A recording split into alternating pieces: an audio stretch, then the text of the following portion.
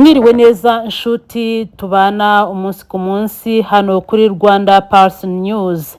Uyu mugoroba twabageneye inkuru nziza cyane, inkuru ishimishije ubwo abantu bose bari biteze ko ibiciro bya essence bizamutse, ingendo zigiye guhagara, ibintu bigiye kugorana. Ubwo uyu munsi ejo twari twakiriye ku itariki 15 yuko ibiciro bya essence byazamutse cyane. Igiciro cya essence cyazamuwe kugera ku 2938, ariko umunyamabanga wa leta muri Minisiteri y'Ibikorwa Remezo Uwihanganye Jean de Dieu yatangaje ko ibiciro ku ngendo bitazazamuka ku batega imodoka zitwara abagenzi mu buryo bwa rusange nubwo ibiciro bya lisansi byiyongereye.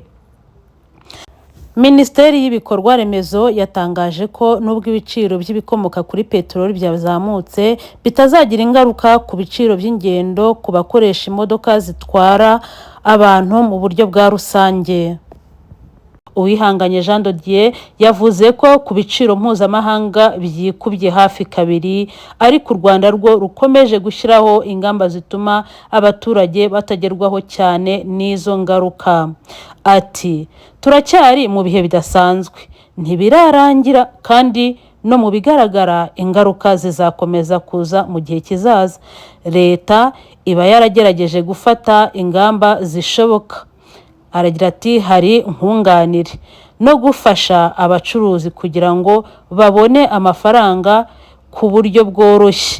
Harimo ibikorwa byinshi guverinoma y'u Rwanda ikora kugira ngo tubashe kugabanya ingaruka. Ibiciro bya mazutu ikoreshwa cyane cyane mu modoka zitwara abantu ku buryo bwa rusange ndetse no mu zitwara ibicuruzwa byo ntabwo byiyongereye nk'uko byagenze kuri lisansi. Iyo akaba ari imwe mu mpamvu ibiciro by'ingendo mu modoka za rusange bitagomba guhinduka. Minisitiri Uwihanganye yemeje ko guverinoma y'u Rwanda yashyizeho ingamba zituma ibyo biciro bya mazutu bitazamuka ugereranyije n'uko byifashe ku isoko mpuzamahanga. Yagize ati lisansi yo ikoreshwa mu buryo busanzwe bw'abantu bafite imodoka ku giti cyabo, bashobora no kutanayikoresha, bafite ubundi buryo bwo kugenda. Ibyo twavugaga byo gufatanya cyangwa gukoresha bisi kuko zirahari, ariko mazutu ikoreshwa mu modoka zitwara abantu, ibicuruzwa, irakoreshwa mu nganda, mu buhinzi, mu gutanga amashanyarazi. Ni igicuruzwa cy'ingenzi. Kuwa kane tariki ya 16 Mata 2026 nibwo RURA yasohoye itangazo rigaragaza ibiciro bishya by'ibikomoka kuri peteroli byatangiye kubahirizwa kuri uyu wa gatanu tariki ya 17 Mata 2026, aho lisansi yiyongereyeho asaga 600 y'u Rwanda. RURA kandi yavuze ko ibyo biciro bishingiye ku mpinduka ziri ku isoko mpuzamahanga ry'ibikomoka kuri peteroli n'ingamba leta y'u Rwanda yafashe zo guhangana n'izo mpinduka. Kugeza ubu litiro ya lisansi iragura 2,938 amafaranga y'u Rwanda, mu gihe litiro ya mazutu ari 2,205 ku mafaranga y'u Rwanda. Tukiri kuri iyi nkuru kandi, nyuma yo gutangaza izamuka ry'ibiciro bishya by'ingendo, abagera hafi ku 100 batwara abagenzi bamaze guhanirwa kubahenda bazamura ibiciro uko bishakiye, kubera yuko habonetse yuko ibintu byazamutse, essence yazamutse, abantu bari kubyuriraho hanyuma bagatangira kuba abatekamutwe, hanyuma bagatangira kwiba abagenzi. Ubwo abagenzi bakoresha ingendo z'amabisi ajya mu ntara n'amabisi ajya mu makartier, mwitonde cyane kubera yuko hari abantu bari gukoresha izamuka ry'ibiciro bakaba babafatiraho kubera ko mutamenya amakuru. Icyambere rero ni amakuru. Urwego ngenzuramikorere RURA rwatangaje ko rurimo gukurikirana hafi mu gihugu hose ishyirwa mu bikorwa ry'ibiciro bishya by'ingendo biherutse gushyirwaho.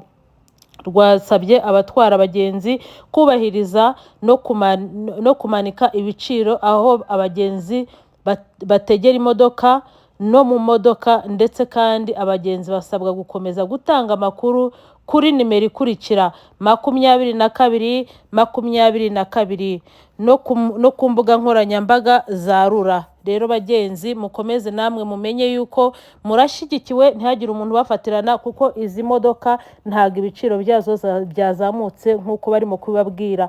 Amakuru arabivuguruza, ndetse RURA yatanze umurongo wo guhamagara. Ndawusubiramo, ni 2222. Ni umubare woroshye cyane. Hamagara niba ubona bari kukuzamuriraho ibiciro, barimo gushaka kuryamira. Abasikama nabo barakomeza kubikora, ariko itegeko rirahari ryo kubahana, dore ko abamajije guhanwa bamajije kuba 100 kuri uyu mugoroba wo ku itariki ya 17 Mata 2026. Ubwo rero mwishyire mwizane banyarwanda, twakomeje gutezwa imbere, ndetse dukomeze kwibuka twiyubaka, kubera ko ari cyo gihe turimo. Murakoze. Iyi nkuru mwayitegure kandi mukamugejweho na Joseline Cabral, yifatanyije n'ikinyamakuru cyanditse iyi nkuru Kigali Today.